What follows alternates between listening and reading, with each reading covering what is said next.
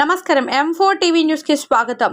Corona మహమ్మారి బారి నుండి దేశ ప్రజలను కంటికి రెప్పలా కాపాడుకున్న నరేంద్ర మోదీను మరోసారి ప్రధాని చేయడమే లక్ష్యంగా కమలం పువ్వు గుర్తుకు ఓటు వేయాలి.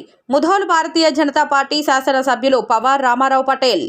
కరోనా మహమ్మారి బారి నుండి దేశ ప్రజలకు కంటికి రెప్పలా కాపాడుకున్న నరేంద్ర మోదీ గారిని మరోసారి దేశ ప్రధాని చేయడమే లక్ష్యంగా కమలం పువ్వు గుర్తుకు ఓటు వేసి ఆదిలాబాద్ పార్లమెంట్ బీజేపీ ఎంపీ అభ్యర్థి గోడం నగేష్ ను ఆశీర్వదించాలని పిలుపునిచ్చారు. నిర్మల్ జిల్లా తానూరు మండలంలో ఎల్వి, జౌలా, బి, కోలూరు గ్రామాలలో ఉపాధి హామీ కూలీలను ఆప్యాయంగా కలిసి వారి యోగక్షేమాలు అడిగి తెలుసుకున్నారు. రానున్న ఎన్నికలలో దేశం సురక్షితంగా సుభిక్షంగా ఉండాలంటే మళ్లీ కేంద్రంలో బీజేపీ ప్రభుత్వం ఏర్పడాల్సిందేనని స్పష్టం చేశారు. నరేంద్ర మోదీ గారి నాయకత్వంలో దేశం వేగంగా అభివృద్ధి చెందుతుందని, సమీప భవిష్యత్తులోనే 3వ అతిపెద్ద ఆర్థిక వ్యవస్థగా భారతదేశం అవతరించబోతోందని, దేశానికి మళ్లీ నరేంద్ర మోదీ గారి నాయకత్వం చారిత్రాత్మక అవసరమని పేర్కొన్నారు. మండల కేంద్రంలో గ్రామాన ప్రచారం నిర్వహించారు. ఓటర్లను కలుస్తూ ఆప్యాయంగా పలకరిస్తూ కమలం పువ్వు గుర్తుకు ఓటు వేసి ఆశీర్వదించాలని అభ్యర్థించారు. ఈ కార్యక్రమంలో పార్టీ మండల బాధ్యులు, सीनियर नायकुలు, उपाधि हामी కూలీలు తదితరులు పాల్గొన్నారు. तेलंगणा राष्ट्राचं मी तुमचा आमदारासाठी भारतीय जनता पार्टीकडून उभा राहिलो. तुमच्या सगळ्याच्या आशीर्वादानं मला हे मुधोळ तालुक्यातील जनता 25,000 मेजॉरिटीने मला निवडून दिली. निवडून दिल्यानंतर माझं कर्तव्य आहे 5 वर्ष मी तुमचा सेवक म्हणून काम करा. तुमच्या दुःखामध्ये, तुमच्या कष्टामध्ये, तुम्हाला आपत आली असेल, तुमच्या गावात काय ते प्रॉब्लेम असेल, ते करणं मला भाग्य आहे. तुमचं ऋण जे माझ्यावर ठेवलात ते ऋण फेडणं सुद्धा माझं कर्तव्य आहे. मित्रांनो, मी या वयामध्ये सुद्धा, माझं वय जवळजवळ आज 65 वर्ष आहे. तुम्ही आशीर्वाद दिलात मला. कथित मी आज या इतक्या उन्हामध्ये सुद्धा मी तुम्हाला वचन देऊन सांगतो, मुधोळ तालुक्याच्या जनतासाठी, जवळ्याच्या जनतासाठी, तानूर मंडळाच्या जनतासाठी मी अहोरात्र माझं पाण्यात रक्ताचं पाणी करून सुद्धा मी तुमच्या कष्टामध्ये केव्हा राहतो म्हणून तुम्हाला सगळ्यांना सांगतो. मित्रांनो, आता 3 महिने झाल्याचं इलेक्शन झालंय. भारत देशाचं इलेक्शन तुम्हाला सगळ्याला माहित आहे. भारत देशाचं इलेक्शन, भारत देशामध्ये कोण राहायचं? आपले लेकरं. आता आपले लेकरं लहान आता 10 वर्षाचे, 5 वर्षाचे, 15 वर्षाचे. आता पुढच्या पिढीमध्ये 20-25 वर्षानंतर त्यानं देशामध्ये चांगलं राहावं, सुरक्षित राहावं, नोकरी लागावं म्हणलं तर आपण भारतीय जनता पार्टी नरेंद्र मोदीला वोट देणं जरुरी आहे. अहो, आज भारतीय नरेंद्र मोदी तुम्हाला सगळ्याला माहित आहे की नाही? सगळ्याला माहित आहे की नाही? त्याला लेकरं बाळा नाहीत, त्याला कुटुंब नाही. त्यानं काय म्हणते, 140 करोड जे जनता भारत देशातली आहे ते माझे सगळे बंधू, भगिनी, भाऊ आहेत म्हणून त्यानं म्हणते. असला व्यक्ती आज देशामध्ये आपलं एक आदर्श आहे. रामाचा अवतार घेऊन आलेला व्यक्ती म्हणजे आज नरेंद्र मोदी. अहो, रात्र आपल्या देशासाठी काम करणारा निपक्षपाती, त्याला तेलुगूमध्ये मत्ता लेणी नायकुడు म्हणतात. एक मत्ता सुका नाही त्याला.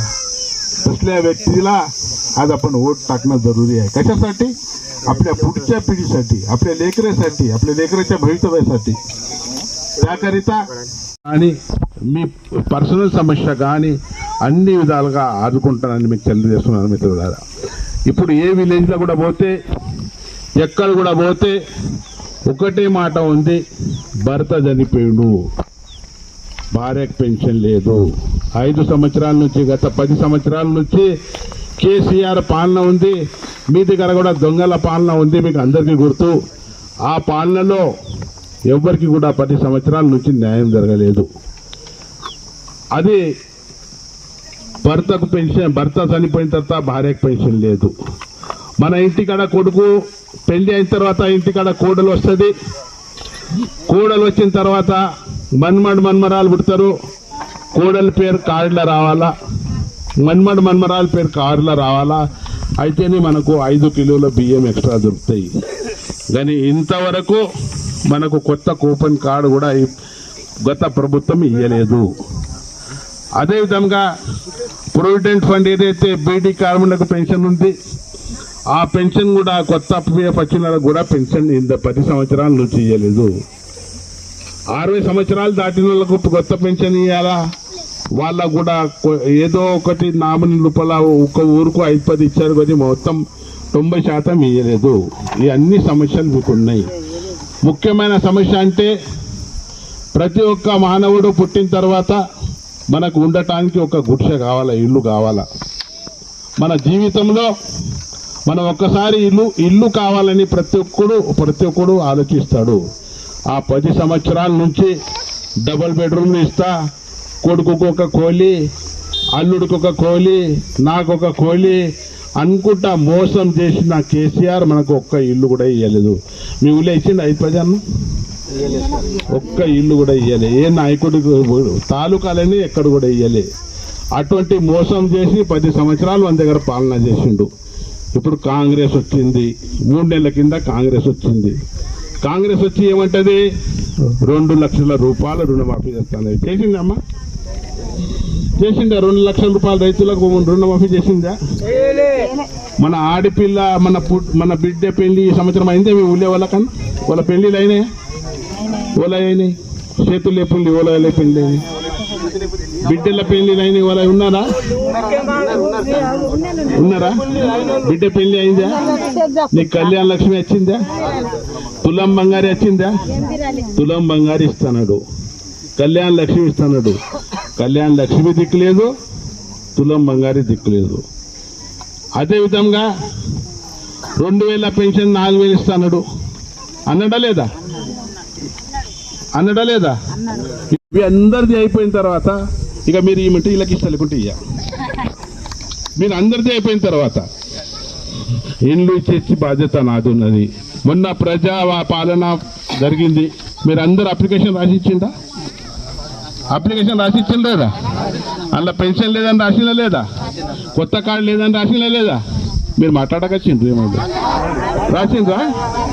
అది ఎలక్షన్ అయిన తర్వాత మీ ఊళ్ళో నేను వస్తా, ఆఫీసర్లకు దొరకొచ్చి కార్డు లేని కార్డు, భర్త చనిపోయిన భార్యకు పెన్షను, 60 సంవత్సరాలు మా తల్లి అయితే తల్లికి, బీడీ కార్మికులకు కొత్త పిఎఫ్, ఇవన్నీ ఇప్పించే బాధ్యత ఈ ఎలక్షన్ అయిన తర్వాత ఆఫీసర్కు కూర్చుండి మీ ఊళ్ళోనే కూర్చుండి నేను ఇప్పిస్తా. ఇక ఈ మన రాష్ట్రం సంగతి, ఇక మన దేశం సంగతి. దేశంలో ఎవరు ఉంటే మంచిగా ఉంటుంది. 10 సంవత్సరాల నుంచి మనకు నరేంద్ర మోదీ భారతీయ జనతా పార్టీ పరిపాలన చేస్తున్నది లేదమ్మా? కేంద్రంలో ప్రధానమంత్రి ఎవరు? గుర్తున్నదా లేదా? ఓలో మాట్లాడు. మోదీ అవునా? పక్కా మోదీ అయినా? ఇప్పుడు ఇంకా మోదీ కావాలన్నా వేరే వాళ్ళు కావాలన్నా? మోదీ కావాలన్నా? మోదీ ఎందుకు కావాలా మరి? నేను అవుతా మరి, నాకు ఎందుకు?